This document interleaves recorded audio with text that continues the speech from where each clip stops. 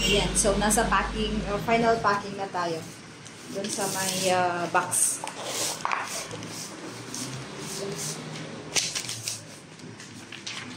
Ito na yung final part. Happy part. kasi patapos na siya. Ayan. So, yung mga sleeves niya. Daming arte. Ay, ang dami. Yan. Pero ang saya din gawin. Kahit madetalyado. Okay lang. It's part of the packaging branding. So,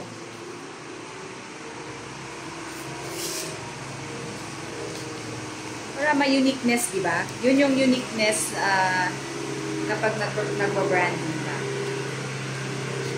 Gusto ko kasi may touch namin, yung may personal touch. Ayoko yung masyadong commercialized na hindi na namin nalalaman kung sa amin ba talaga yung product or na mass produced siya, gano'n.